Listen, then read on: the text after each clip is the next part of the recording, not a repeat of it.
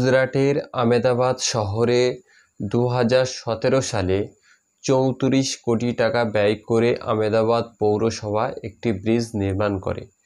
2017 সালে 34 কোটি টাকা দিয়ে যে ব্রিজ গুজরাট সরকার নির্মাণ করে, 2022 সালে সেই ব্রিজ সম্পূর্ণভাবে যাতায়াতের জন্য নিষিদ্ধ করে দেওয়া হয় এবং 34 কোটি টাকা ব্যয় করে ব্রিজ তৈরি করা সেই ব্রিজ এখন ভেঙে ফেলার জন্য 51 কোটি টাকার টেন্ডার দেওয়া হয়েছে। তিনবার 51 কোটি টাকার টেন্ডার দেওয়ার পরেও সেই ব্রিজ কোনো টেন্ডার কোম্পানি ভাঙতে চাইছে না, কারণ ভাঙলে সেখানে ঝুঁকিপূর্ণ অন্যান্য কারণ আছে, সেই জন্য আরও বেশি টাকার প্রয়োজন ওই ব্রিজটি ভাঙতে গেলে।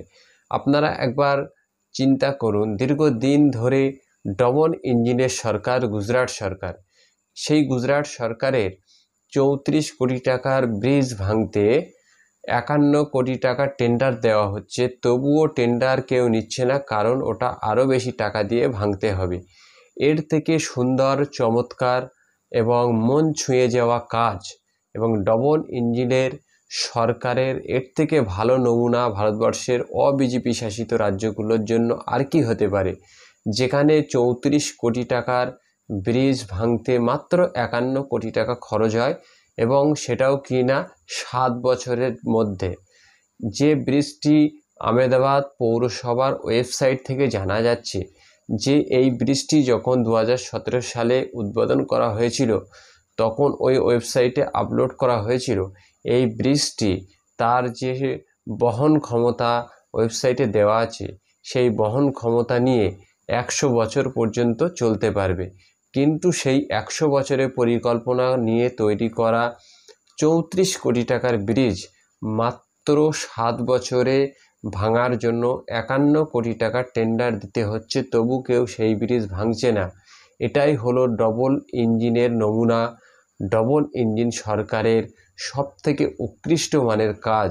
এই কাজ দেখেই বাংলা এবং বাঙালি এতটাই অনুপ্রাণিত হয়েছে, 2019 সালে 19টি আসন দেওয়া বিজেপিকে 2024 সালে মাত্র 5 বছরের মধ্যে তাদের 18 থেকে 12 নামিয়ে দিয়েছে। অর্থাৎ তাদের এই যে উৎকৃষ্ট মানের কাজ ডবল ইঞ্জিন সরকারের রাজ্যগুলোতে চলছে, এই দেখেই বাংলা এবং বাঙালি সবার আগে বুঝেছে। সেই জন্য অনেক আগে মনীষী বলে গেছিল, বাংলা যেটা আজকে ভাবে, ভারতবর্ষ সেটা কালকে ভাবে। অতএব বাংলা এবং বাঙালি আপনারা অবশ্যই দেখলেন, ইনস্টাগ্রামের ছবিগুলো দেখলেন, বিভিন্ন প্রিন্ট মিডিয়া খবর করেছে, দেখলেন 34 কোটি টাকার ব্রিজ 51 কোটি টাকা দিয়ে ভাঙতে হয়, এর নাম ডবল ইঞ্জিনের সরকার। অবশ্যই আপনারা আপনাদের মতামত কমেন্ট বক্সে করবেন এবং ভিডিওটি যদি আপনি ডবল ইঞ্জিন সরকার বিরোধী মনের মানসিকতার হন, তাহলে অবশ্যই আমার এই ভিডিওটি অন্যকে দেখার জন্য লাইক, কমেন্ট, শেয়ার করবেন, আপনার মতামত কমেন্ট বক্সে জানাবেন।